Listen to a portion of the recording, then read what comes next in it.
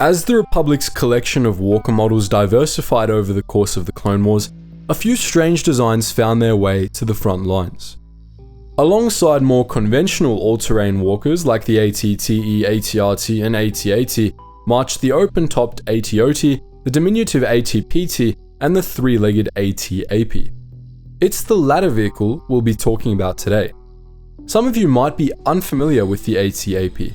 It only appeared in the background of Revenge of the Sith, and it's one of those Star Wars vehicles that's known mostly for the merchandise that was based on it. But the AT-AP was nonetheless a formidable and highly unusual vehicle, and in this video, we'll be analysing it in detail.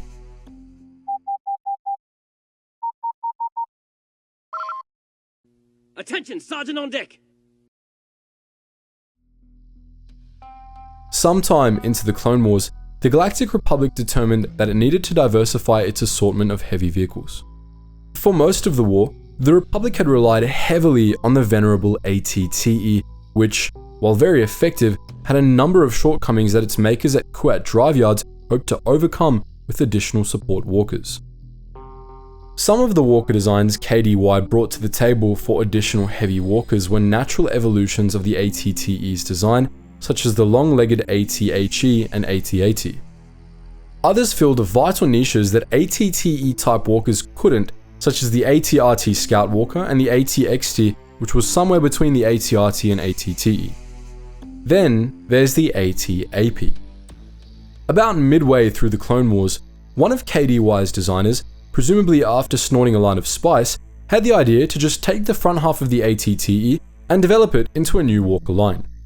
The All-Terrain Attack Pod, or AT-AP, was the result. This bizarre walker was essentially just half an AT-TE with more guns and longer legs. It was technically bipedal, but it had a third leg that was deployed to anchor the walker to the ground when it wanted to shoot things, as firing the main gun without doing so risked knocking the whole walker over due to recoil. The result was more of a mobile artillery piece than a conventional walker, and even then, it was only mobile when it wasn't shooting at anything. It's not a bad design, don't get us wrong, but it was undeniably a strange piece of equipment. At 11 meters tall, the AT-AP was on the larger side for a Republic walker. Its main cabin was quite similar, at least on the outside, to AT-TE's, but it was mounted on considerably taller legs, which allowed the AT-AP to tower over the battlefield. Its two main drive legs were huge and heavily armored, while its stabilizer leg, which was typically folded up under the main cabin when not in use, was a little smaller. Without the stabilizer leg deployed, the AT-AP looked rather ungainly and front-heavy, but it was surprisingly good at keeping its balance and could move at up to 60 km per hour, which is a lot faster than you might expect just looking at it. The main reactor of the AT-AP appears to have been mounted behind the main cabin, possibly playing a role in stabilizing this giant while its stabilizer leg was folded up. The main cabin itself evoked the AT-TE's and it was comparably well armored, but its internal configuration was apparently far removed from that of its predecessor. The cabin was accessed via armored flaps on either side, which swung down to form access ramps, though these ramps weren't long enough to reach the ground, so the AT-AP likely relied on some sort of support structure to allow the crew to board. There's also what looks to be a spotter's hatch of some sort on the front of the walker. Unlike the cabins on the AT-TE, which were designed to transport troops in battle, there was no room for passengers in an AT-AP's cabin, though there was storage space for 2 days of consumables and an additional 200 kilograms of cargo. 2 crewmen were stationed inside the main cabin, a single pilot and the main gunner. The third and final member of the walker's crew, the auxiliary gunner, sat in a turret on top of the main cabin. Behind the auxiliary gunner's chair was a supply cage with repair equipment, a necessary addition since apparently the AT-AP often suffered mechanical issues in its articulation assemblies. When this happened, it fell to the secondary gunner to climb over and perform spot repairs. Primarily, the AT-AP was a mobile artillery piece, much like the enormous self-propelled heavy artillery tanks used by the Republic early in the war. Indeed, the AT-AP worked as a sort of mini SBHAT and though it lacked the sheer power of the older Walker, it had a respectable array of high-powered weapons in its own right.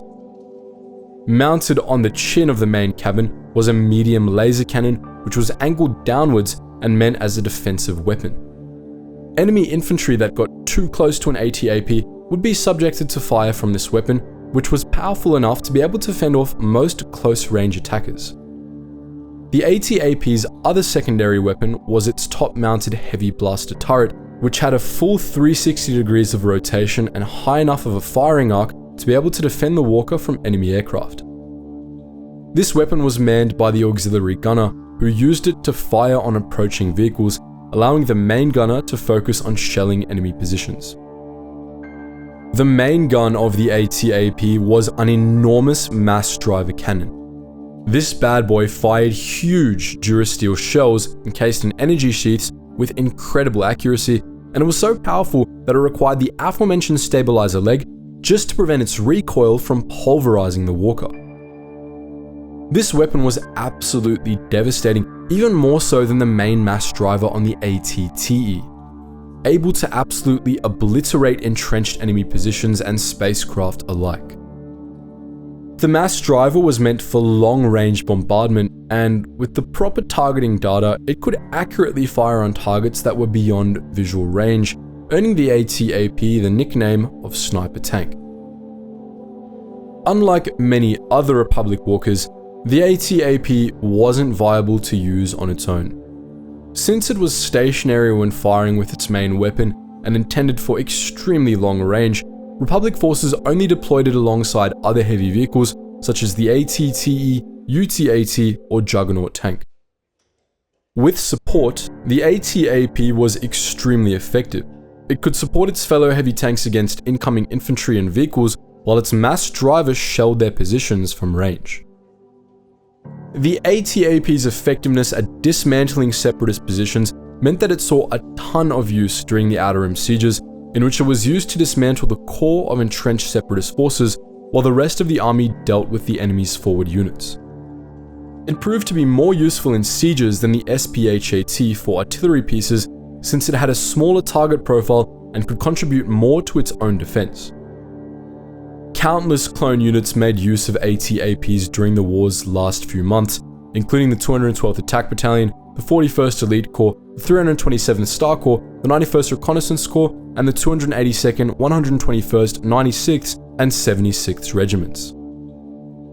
The AT-AP saw particularly extensive use during the Battle of Kashyyyk, where it worked together with the Juggernaut tanks to destroy the Confederacy's gunships, tanks, and troop carriers, as well as its landing zones on the other side of the Wawat Archipelago. Other notable engagements in which this walker participated included the Siege of Seleucami and the Battle of Fallujah. In the immediate aftermath of the Clone Wars, they also saw action in Imperial service during the subjugation of Kashyyyk, in which the very walkers that had defended Kashyyyk from the Confederacy turned and bombarded its forest cities. The AT-AP was eventually phased out by the Galactic Empire, though it continued to see action in Imperial service for some time. By the time of the Galactic Civil War, many of these walkers had fallen into the hands of the Empire's enemies. The Hutts and the Zaan Consortium had a few, while the Alliance to Restore the Republic had a collection of AT-APs that had been stolen right off Imperial production lines. Nonetheless, these walkers saw only limited use in post-Clone Wars conflicts. So, that was our look at the Republic's weirdest walker, the AT-AP. But what do you think? Are there other obscure Republic walkers you want us to make videos about?